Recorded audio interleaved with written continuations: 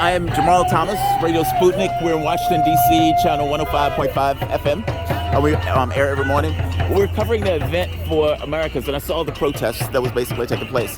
So what is this protest? What is the main objective, or what is the main point that you guys are trying to make? The main point right here is so they do immigration reform for the illegal workers. It has been for more than decades. Yes. And they've been providing a lot for the economy, and they can do more, but the system don't allow them to do more because we need to do a comprehensive immigration reform. Why do you think that Democrats, this is probably lands more on their channel, that they haven't pushed through with that? I mean, they often bring it up as a campaign issue. They often use it to hang over people's heads. So like with DACA, for example. Hey, if you don't put us back in, we might get rid of DACA. They use that type of language for the politics of it. True. Well, actually, you're right. The immigration reform, it has been a great title for political purpose. Republicans use it to be against it. Democrats use it for it, but never do anything real on it. But they don't move forward. Exactly. And no matter who is there, because we can tell when Obama was there for 2 years, he has the two houses in majority, so he don't do anything. And now we know that there's no way that we can wait for more promises. It's why we're here pushing, and we invite the community to call the Congress, the Senate is less, and it's enough. Yeah. These people need to deserve a better life. So what would you want if you had to, look, our immigration system, I had the opportunity to speak with a woman who deals with immigration law. Yeah. And I had no idea it was as bad as it was. I mean, people waiting for 10 years. I mean, often it was like less than 10% of the people get allowed in despite being in for 10 years.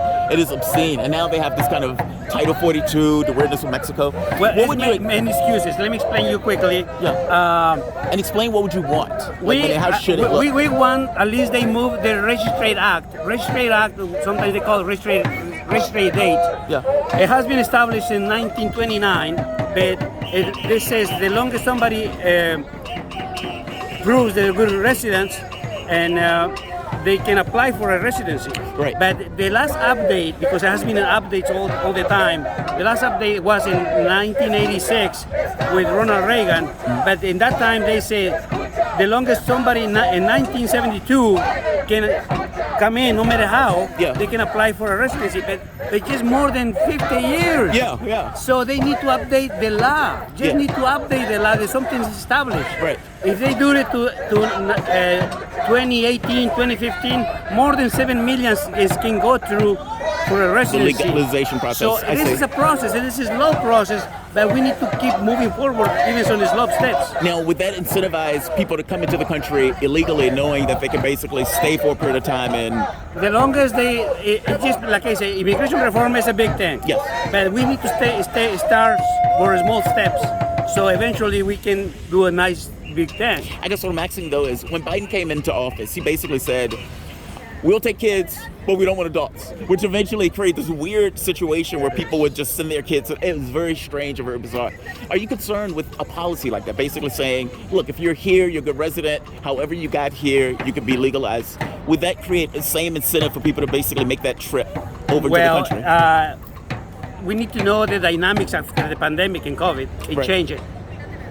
It totally changed it. Now, Well, we had 1 million people dead here. So we barely made it. Right. So this is a big complex situation, talking about immigration reform. Yeah.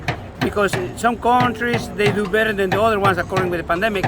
But right now, we have to stand up for what we can fix right now. Right. If we're looking for long terms, it will be gotta start small, basically. So, that's what we're here to push for the small terms, for the easy steps. Yeah. Like just update the law that is, right. Since Because at that point, that would deal with millions of people that were there. Yes. And especially with the DACA thing. DACA is weird. And it keeps, because those people would basically be grandfathered in under the clause. And if they update this law into the 15, a lot of people can go in. Right, DACA becomes irrelevant almost. DACA, the TPS, they go in. So it's why we're pushing for that small step, but they just need to update that little date. Last question. U.S. foreign policy and the way that foreign policy affects immigration. Like, for example, in Honduras, we basically, the president was taken out in his pajamas in the middle of the night. We didn't call it a coup, and despite the fact that the military basically got rid of the president. The guy who ended up in there is now on a list as being a drug lord, trying to get drugs into the U.S. So we have a prosecution against the president of Honduras that we basically helped put in. This turns Honduras into a basket case with gangs, fires, riots, and everything else. Now, when we hear Kamala Harris give her speeches, that never comes up.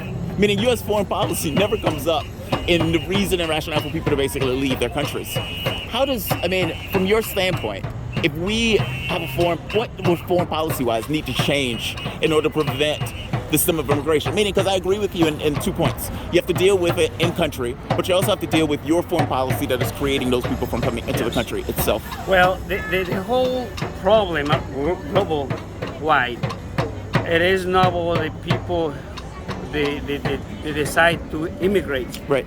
Because we born in the world, there is create as the long as you're born here, you have the rights to be free. Right.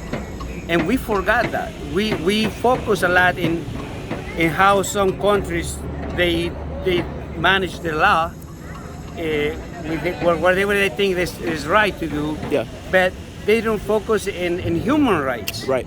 So we need, we're here and I we hate to need tell you, we don't do that here either. we need to stand up and asking for human rights, and Yeah. we don't do it here. You're right. So we need to step inside first, this country, Yes. to fix everything so we can achieve more in the other countries. Agreed. And by the way, if we do that, I strongly suspect that the amount of immigration will go down if we're not setting It will fires be in those down. countries. Yeah.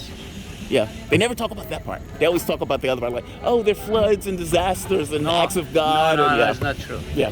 Because by that time, if all the immigrants was bad, it was no essential workers here anymore. Yeah. Well, that's another point. That's another point. Thank you, man. Thank you. I appreciate Omar this. Gomez. But absolutely. Omar Gomez, thank you very much, man. I Thank you, appreciate man. it. Okay.